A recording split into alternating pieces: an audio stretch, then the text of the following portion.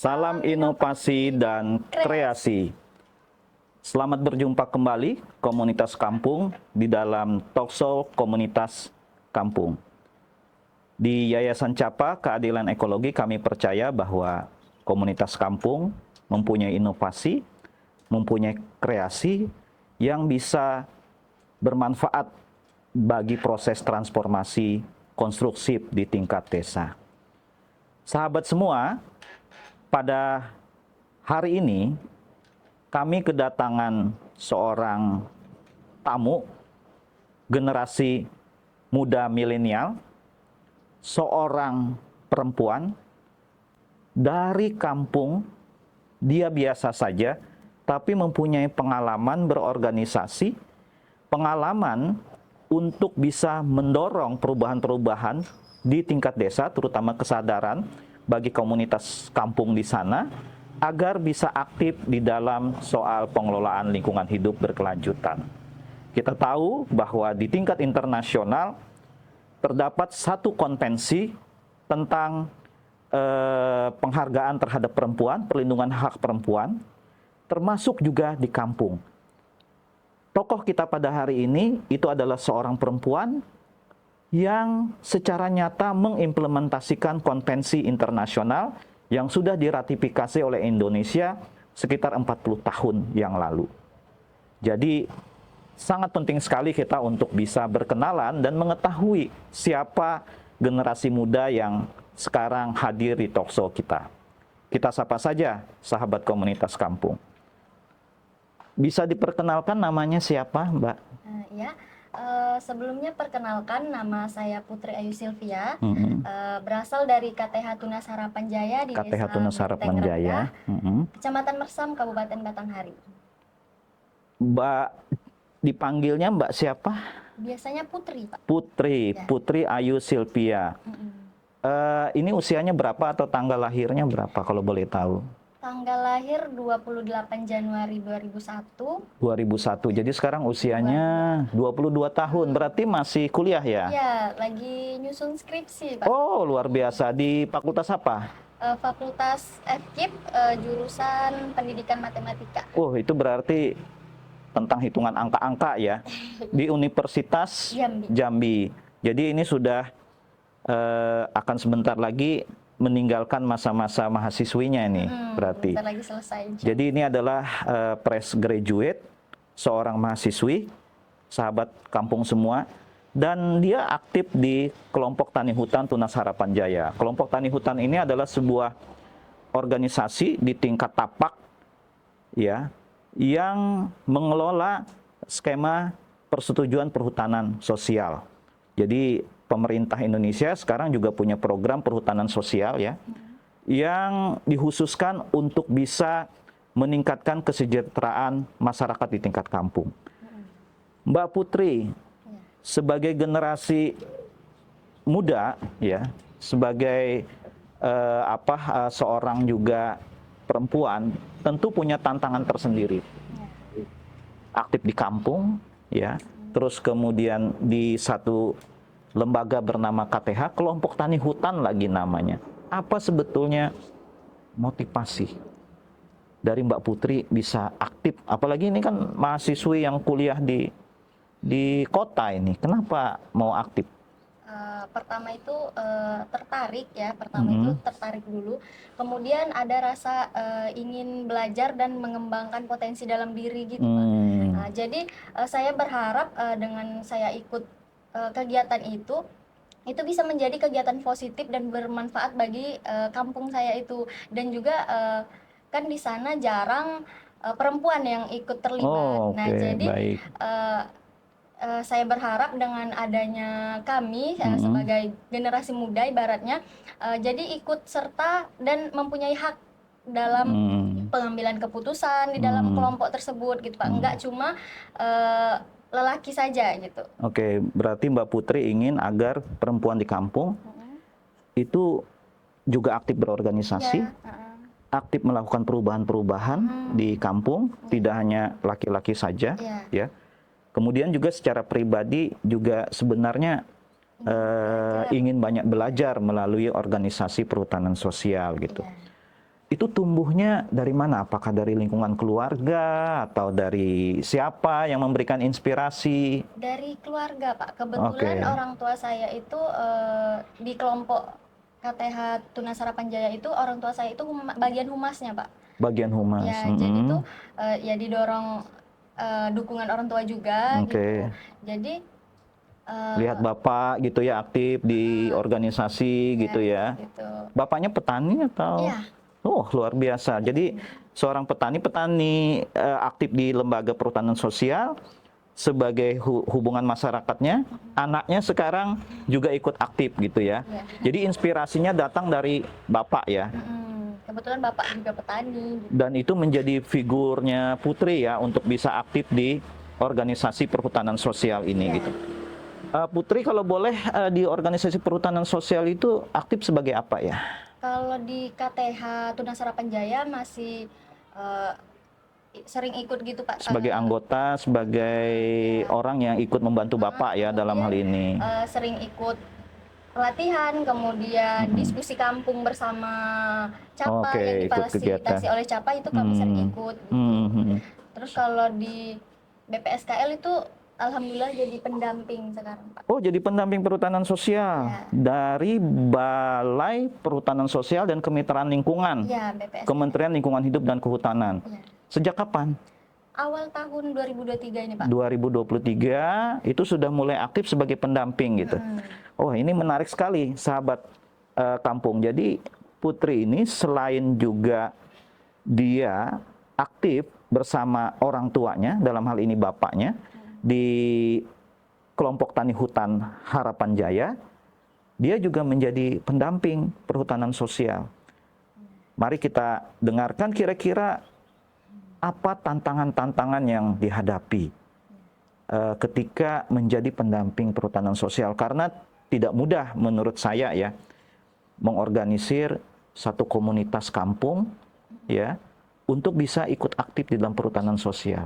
Kira-kira apa tantangannya ya Mbak Putri di dalam bekerja sebagai pendamping perhutanan sosial di sana? Ya, kalau tantangan itu yang pertama mengenai lahan, Pak. Lahan. Karena lahan itu kan sudah dipenuhi sama sawit dan karet, jadi lumayan susah mencari potensi lain. Gitu. Nah, kemudian karena saya perempuan, jadi mengorganisir laki-laki itu agak sedikit ada sulit, gitu. Apa kesulitannya itu?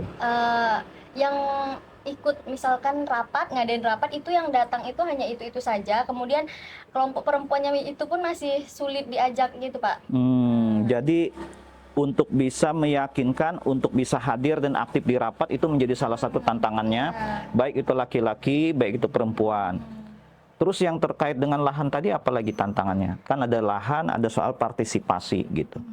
Yang lahan apa tantangannya itu? Yang lahan itu, Pak, karena lahan di sana itu mayoritas ya di tempat saya itu petani karet ataupun sawit. Jadi kalaupun ada lahan kosong gitu kan, Pak, masyarakat itu nggak mau untuk nanam yang lain, misalkan kopi atau begitu, mereka itu nggak mau, mereka mikirnya mending sawit aja gitu. Padahal itu di kawasan hutan, Iya, itu di satu kawasan tantangan. hutan, Dan iya. Putri ingin menyadarkan bahwa itu adalah kawasan hutan yang sebetulnya harus dipelihara, harus dipertahankan atau dipulihkan kembali keanekaragaman hayatinya.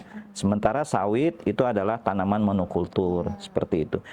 Nah, tapi kan ada upaya ya, ada upaya yang dilakukan Putri sebagai pendamping perhutanan sosial sekaligus yang ikut aktif di dalam KTH Tunas Harapan Jaya itu. Apa yang upaya-upaya yang dilakukan? Boleh dibagikan ke kita? Ya, kalau kami rapat kemarin itu lebih ke ini, Pak, hewan peliharaan. Jadi ingin menambah hewan peliharaan, kemudian juga di kawasan hutan itu kan masih bisa nanam pakan untuk hewan gitu, Pak. Jadi di tanaman yang luas itu kan banyak sawit, kemudian ditanami juga pakan untuk hewan-hewan ternak tersebut. Jadi kami mengambil upayanya itu bukan menanam kopi dan lain-lain, tapi kami perbanyak hewan peliharaan gitu, Pak. Jadi ada hewan peliharaan, ternak gitu ya, akan dipelihara Di kawasan itu. di kawasan Terus sumber pangannya Dari kawasan itu tadi. yang ditanam atau sudah ada? Yang sudah ada kemudian pengen di Oh, lagi gitu. jadi misalnya sawit gitu ya? Atau apa sumber pangannya nanti? Ada itu memang rumputnya. Ada Memang rumput-rumputnya. di tempat saya itu emang udah bukan komunitas ya, maksudnya tuh emang ada di suatu lahan itu memang di situ ternak kerbau itu emang udah ratusan mungkin Pak. Jadi pengen diinikan aja di Oh, ternaknya udah banyak. udah Oke, nanti akan dipelihara di area perhutanan sosial itu. Pangannya sudah ada, rumput-rumputnya sudah ada. Tinggal ditambah dan yang melihara itu juga termasuk masyarakat anggota perhutanan sosial. Kalau di dalam istilah perhutanan sosialnya itu adalah silpo pastura gitu. Jadi menggabungkan, mengkombinasikan antara area perhutanan sosial, pengelolaan perhutanan sosial dengan ternak gitu. Ini ide menarik ya menurut saya. Jadi bukan langsung mengubah apa yang menjadi tradisi budaya di masyarakat gitu ya. Tentu itu mempunyai risiko yang cukup berat, tetapi Putri berinisiatif untuk mengkombinasikan ya, mengkombinasikan antara lahan perhutanan sosial dengan pemeliharaan ternak. Ternak apa yang mau di kerbau atau sapi. Sudah banyak ya? Ya, kalau memang punya masyarakatnya itu udah banyak. Nah, jadi kami mengajukan dalam RKPS dan RKT itu Pak. Nah, pengennya itu mengajukan hewan ternak. Gitu. Mengajukan hewan ternak ya, tetapi sebetulnya juga sudah ada masyarakat untuk memelihara. Artinya ini menjadi bagian dari tradisi masyarakat sebetulnya ya di sana ya. Jadi tidak diperlukan lagi upaya untuk melakukan adaptasi sehingga masyarakat harus didorong untuk melakukan mobilisasi perubahan secara cepat gitu. Ada ide yang lain untuk kemudian mengatasi tantangan itu? Kalau itu kan hewan kan Pak. Kalau misalkan kayak tumbuhan gitu paling buah-buahan gitu Pak yang bisa ditanam di depan rumah, di kawasan rumah itu juga kami ajukan. Oke, baik. Jadi menanam seperti hortikultura atau bagaimana nanti? Menanam atau pohon, bibit ditanam di pekarangan atau di area perhutanan sosial? Emang bibit gitu Pak. Kan bisa kalau bibit kayaknya di rumah warga yang di rumah warga, gitu, di Pak. pekarangan ya? Bisa di pekarangan. Tapi Kalau ada lahan juga boleh gitu. Oke, apa yang mau ditanam buah-buahannya apa? Kayak Yang endemik atau apa? Endemik artinya itu yang khas di sana gitu. Atau bagaimana? Kira-kira idenya apa saja kira-kira yang ini? rambutan, mangga, jeruk, Oke, yang buah-buahan ya, dan itu tidak hanya mempunyai manfaat bagi vitamin dan nutrisi, tapi juga bisa dijual ya, punya manfaat ekonomi gitu. Dan itu sudah menjadi satu bagian rencana di rencana kelola perhutanan sosial. Nah, tadi kita juga dengar dari apa yang disampaikan oleh Mbak Putri, sahabat kampung semua, bahwa salah satu tantangannya adalah keaktifan anggota. Ada ide nggak yang bisa dibagikan, yang bisa menginspirasi kita? Bagaimana caranya itu mendorongnya, yang dilakukan Putri? Kalau menurut saya sih, apalagi perempuan gitu kan Pak, bagi kelompok itu menurut saya kasih kesempatan untuk perempuan itu mengeluarkan pendapat, kemudian berilah mereka itu hak untuk bersuara gitu. Jadi bukan cuma ikut-ikut gitu. Baik. Jadi perempuan itu juga diberi kesempatan gitu Pak. Menurut saya begitu. Dengarkanlah suara perempuan seperti itu ya. Jangan kemudian kita menganggap perempuan itu tidak punya pendapat. Jangan kita menganggap bahwa perempuan itu tidak mempunyai ide-ide yang segar. Putri sudah membuktikannya sebenarnya sebagai generasi muda, sahabat kampung semua. Jadi dengan segala keterbatasan budayanya, barangkali sosial budayanya ya, di dalam konteks Indonesia, Putri itu aktif untuk kemudian menjadi pengurus, menjadi ikut aktif di dalam lembaga perhutanan sosial, sekaligus menjadi pendamping perhutanan sosial. Mbak Putri, tadi disampaikan bahwa salah satu cara untuk bisa mengelola lahan ya, dari yang orientasinya teman-teman pengelola perhutanan sosial ini dari sawit, karet, itu juga memelihara ternak. Nah, selain itu apalagi yang akan dilakukan? Idenya Mbak Putri dan teman-teman di sana. Kemarin kami sudah mengajukan tanaman obat, kemudian juga buah-buahan gitu, Pak. Buah-buahan. Ya, yang bisa ditanam di pekarangan ataupun di kawasan hutan gitu. Jadi buah-buahan dan obat bisa ditanam nanti di pekarangan, ya bisa juga di lahan perhutanan sosial ini. Nah, itu apa buah-buahannya jenisnya apa saja itu? Kalau buah-buahan itu umum Pak, seperti rambutan, Rambutan, mangga, oke. jeruk misalnya, yang begitu Pak. Yang tidak hanya memberikan manfaat bagi nutrisi dan vitamin ya, Ya. bagi tubuh, tapi juga bisa bermanfaat secara ekonomi. Ya, bisa dijual. Begitu ya. Jadi masyarakat mempunyai double manfaat.